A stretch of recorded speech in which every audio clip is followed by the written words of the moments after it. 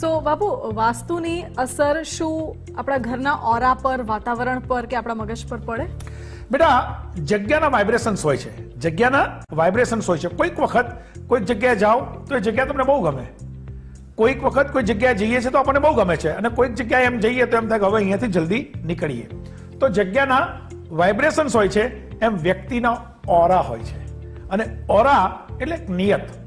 તમારી પાસે આવનાર વ્યક્તિની નિયત કેવી છે એ તમે થોડી વાર એની સાથે વાત કરશો, એની સામે જોશો તો તમને પણ ખબર પડશે. પણ એ જજ કરતા તમને આવડતું હોવું જોઈએ. ડેફિનેટલી એ જજ કરવાની ક્ષમતા આઈ થિંક દરેક સ્ત્રીઓને તો ખાસ હોય છે, સિક્સ સેન્સ હોય છે. યસ. અને બાપુ, વાસ્તુની જ વાત જ્યારે ચાલતી હોય, ઘણા બધા સવાલો છે. ઘરની અંદર કઈ દિશામાં આઈડિયલી આપણે મંદિર રાખવું જોઈએ, એ સવાલ સૌથી મોટો સતાવે. ઘણા લોકો એમ કે સૂર્ય ઉગે એ દિશા પર હોવો જોઈએ, ઘણા લોકો એમ કે પૂર્વ દિશા પર હોવો જોઈએ. તો એ કેવી રીતે?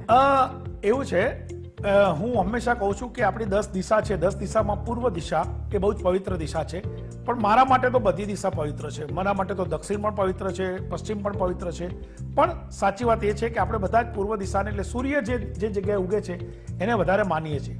તો સૂર્ય ઉગે છે એ જગ્યા એટલે કે પૂર્વ દિશા તરફ તમે મોઢું કરીને ઉભા રહો, અને તમારો ડાબો હાથ પૂર્વ દિશા તરફ મોં કરીને ઉભા રહો, અને તમારો ડાબો હાથ જ્યાં જાય એ અને મોઢાની વચ્ચેનો જે ખૂણો છે એટલે ઈશાન ખૂણો કહેવાય. એ ઈશાન ખૂણામાં તમે સૂર્ય ઉગે છે એ તરફ ભગવાન મૂકી શકો, અને તમે જ્યારે એની સામે બેસો તો સૂર્યના કિરણો તમારા મોઢા ઉપર પડે એ સિચ્યુએશનમાં બેસો તો એ તમારી યોગ્ય સિચ્યુએશન થઈ કહેવાય. ઓકે, અને સિચ્યુએશન અને ઓરાની આપણે વાત કરી બાપુ, પણ જો ઘરમાં વાસ્તુ દોષ હોય કે પછી વાસ્તુમાં પ્રોપર એડજસ્ટમેન્ટ ના હોય તો શું તેની અસર સંબંધો પર, ઘરમાં રહેતા વ્યક્તિઓ પર, લગ્ન જીવન પર પડતી હોય છે? જ્યારે તમારી ઘરની અંદર હસબન્ડ વાઈફ વચ્ચે ડિફરન્સ ઓફ ઓપિનિયન હોય, ઘરમાં આવક ઓછી થતી હોય, ઘરમાં માંદગી લાગતી હોય, તો એવે વખતે લોકોના મનની અંદર એવું થાય છે કે શું આપણા ઘરમાં વાસ્તુ બરાબર નહીં હોય, વાસ્તુ દોષ હશે. પણ એ પહેલા એ યાદ રાખવું બહુ જ જરૂરી છે કે તમારા સંબંધોમાં જો તકલીફ પડતી હોય તો પતિ પત્ની વચ્ચે સંબંધોમાં તકલીફ પડે છે તો પતિ પત્નીને માન આપવાનું ચાલુ કરો, એકબીજાને સમજવાનું ચાલુ કરો, અને એકબીજાની સાથે વાત કરવાનું ચાલુ કરો. સારી રીતે વાત કરશો તો કદાચ કોઈ સમસ્યા નહીં આવે. આર્થિક સમસ્યા છે તો આર્થિક સમસ્યા માટે બસ માત્ર એટલું કરો, નૈઋત્ય ખૂણામાં તમારા ઘરની તિજોરી મૂકો, અને એ તિજોરીમાં તમે પૈસા મૂકશો તો આર્થિક સમસ્યા દૂર થશે. હવે માંદગી છે તો માંદગી જ્યારે આવતી હોય તો એ વાત યાદ રાખવી જરૂરી છે કે તમારા ઘરમાં જો સ્વચ્છતા હશે તો માંદગી નહીં આવે. અને માની લો કે આપણા ઘરની અંદર વડીલો છે, અને એ વડીલો જે રૂમમાં સૂવે છે એ રૂમની અંદર દવા મૂકો છો તો ડ્રોવરમાં દવા મૂકો, ક્યારે પણ કોઈ ટેબલ ઉપર દેખાય એવી રીતે દવા નહીં મૂકો તો માંદગી જતી રહેશે. એનું રીઝન શું? કે જ્યારે તમે દવા તમારા ટેબલ ઉપર મૂકો છો એટલે સતત તમને દેખાય છે દવા, ત્યારે તમે ક્યાંક ને ક્યાંક એ મનમાંથી નીકળતી નથી. આ દવા લેવાની છે, આ દવા લેવાની છે, આ દવા લેવાની છે. પણ તમે જ્યારે તમારે દવા લેવાની છે યાદ રાખો, એ વખતે તમે ડ્રોવરમાંથી કાઢો, પણ તમારી સામે નહીં દેખાય તો ધીરે ધીરે તમે એમાંથી બહાર નીકળતા જશો. તમને ખબર છે, ઘણી વખત આપણને ભૂખ ન લાગે, ઘણી વખત આપણને એવું લાગ્યું કે ના મને ભૂખ નથી લાગી, પણ જેવા તમે ઘરમાં ગયા અને સ્મેલ આવી એટલે તરત જ તમને ભૂખ લાગવા માંડે છે. એવી રીતે દવા માટે પણ એવું છે કે દવા જ્યારે તમારી સામે જ પડી હશે તો તમે એ માંદગીમાંથી બહાર નીકળી શકશો નહીં. ઓકે, અને બાપુ અગાઉ આપણે તિજોરીની વાત કરી, ઘરની તિજોરી, એવા પણ સવાલો ઉઠતા આવ્યા છે, અને અમે પત્રકારો છે, ઘણી બધી જગ્યાએ જઈએ રિપોર્ટિંગ કરવા એટલે ખબર પડે ઘણા લોકોને એવા સવાલો હોય કે સામાન્ય રીતે ઘરમાં પૈસા કેવી રીતે વધે, ઘરમાં લક્ષ્મી કેવી રીતે ટકે? પૈસા તો બધાને જોઈએ છે, અને પૈસા તો હોવા જ જોઈએ. હું હંમેશા કહું છું કે ઉनको તો દેના है, उनको तो देना है, हमें लेना नहीं आता. તમે નક્કી કરો કે મારા જીવનમાં હંમેશા સુખ આવશે, મારા જીવનમાં હંમેશા આર્થિક પરિસ્થિતિ સુધરશે તો સુધરશે. પણ તમે પોતે જ નર્વસ થઈ જાઓ છો, તમે પોતે જ એવું નક્કી કરો છો કે ના ના આ તો મારાથી નહીં થાય, અથવા તો તમે ક્યાંક ને ક્યાંક કોક મારા જેવો આવીને કહી જાય કે તમારા જીવનમાં આ ગ્રહોની તકલીફ છે, તમારા ઘરની અંદર આ વાસ્તુ દોષ છે, એટલે એમાંથી તમે બહાર નથી નીકળતા, માટે તમે બીજું વિચારી નથી શકતા. તો સૌથી પહેલી વાત તો એ છે કે તમે જ્યારે સારું અને સાચું વિચારવાનું શરૂ કરશો, તમે સૂર્યના દર્શન કરવાનું શરૂ કરશો, તમે વહેલા ઉઠવાનું શરૂ કરશો, તમારી લાઈફ રેગ્યુલર જીવવાની શરૂ કરશો, તો ચોક્કસ પૈસા આવશે અને તમારું જીવન સારું જશે. પૈસા આવશે અને એ પૈસાને ઘરમાં ટકાવવા માટે વાસ્તુનો કોઈ રોલ? ચોક્કસ. જો તમારી પાસે પૈસા આવે છે, ઘણાના એવા પ્રશ્ન છે કે પૈસા તો બહુ આવે છે પણ ટકતા નથી. તો ટકતા નથી તો એટલું કરો, હું ફરી કહું, નૈઋત્ય ખૂણામાં તમારા ઘરમાં તિજોરી મૂકો અને એ તિજોરીમાં પીળા કલરનું વસ્ત્ર પાથરી અને એમાં જે પૈસા આવે છે એ મૂકશો તો ખોટા વપરાશે નહીં, ખોટા ક્યાંય જશે નહીં, ખોટો ખર્ચો થશે નહીં અને ચોરાશે નહીં. તો નૈઋત્ય ખૂણામાં તિજોરી મૂકી પીળા કલરના કપડા ઉપર જો તમે પૈસા મૂકશો તો એ ધન વધશે વધશે અને વધશે. અને આપણે હમણાં ગ્રહોની વાત કરી. ઘણી બધી જગ્યાએ એવું સાંભળવા મળે, ઘણા લોકો આપણને એમ કહે કે તમને આ ગ્રહનો દોષ છે, તમારે આ કરવું જોઈએ, શનિવારે તમે ભગવાન શનિના મંદિરમાં જાઓ, બુધવારે તમે આવું કરો. તો શું એ બધું કરવાથી બધા દોષો જતા રહે? આમ જનરલી એવું છે કે મંદિરમાં જવું જોઈએ, મંદિરમાં જવાની ના નથી, પણ મંદિરમાં કોઈ સ્ટ્રેસ સાથે કે કઈ એવી ઈચ્છા સાથે કે હું મંદિરે જઈશ તો મારું સારું થશે, એ વાત ખોટી. ઘણા બધા લોકો એવું માનતા હોય છે, ભગવાન પૈસો તો હાથનો મેલ છે, હે ભગવાન મને પૈસાની નથી પડી પણ હું તો માત્ર તમારા દર્શન કરવા આવું છું. આવા ખેલ કરે છે. પછી જેવા વળે તરત જ ફોન કરે, પેલા પૈસાનું શું કર્યું? તો આ વાત એક ચોક્કસ છે કે તમે મંદિરે જાઓ એ સારું છે, પણ મંદિરે એવી અપેક્ષા સાથે જાઓ કે હું મંદિરે જઈશ તો મારી પાસે પૈસા વધશે, હું મંદિરે જઈશ તો મારું સારું થશે, બીજાનું સારું નથી કરવું. તમારી ઈચ્છા ખરાબ છે તો પછી હું એવું માનું છું કે મંદિરે ન જવું જોઈએ. પણ મંદિરે માની લો કે ઘણા સોમવાર હોય તો શિવજીના મંદિરે જાય, મંગળવાર હોય તો માતાજીના મંદિરે જાય, ગુરુવાર હોય તો સાંઈબાબાના મંદિરે જાય. ઘણા લોકો આટલા મંદિર રમતા હોય છે. તમને મંદિરે જવું ગમતું હોય તો જાઓ, પણ એની સાથે આ વિચારજો કે મંદિરે જ જવાથી તમારું સારું થાય છે, એ વાત ક્યારે પણ યોગ્ય નથી. અને મંદિરે આપણે કહ્યું કે એ વાત મને બહુ સાચી લાગી, હું સહમત પણ છું આ વાતથી. પણ ઘણા બધા બ્રાહ્મણો આપણને એવું પણ કહે, આપણે પૂછતા હોઈએ છીએ બ્રાહ્મણોને કે મને આ દોષ છે કે આ તકલીફ પડે છે તો શું કરવું? તો ઘણા બધા લોકો એવું કહે કે તમે શનિવારે તેલ ચડાવો, તમે વીંટી પહેરો, તમે બુધવારે આ કરો, તમે મંગળવારે ઉપવાસ કરો તો આવું થશે. તો શું એ બધું કરવાથી દોષો જતા રહે છે? એ વીંટી, મને તમારી વીંટીથી યાદ આવ્યું કે વીંટી આપણે પહેરી લઈએ તો શું શનિ દોષ જતો રહે, ગુરુનો દોષ જતો રહે?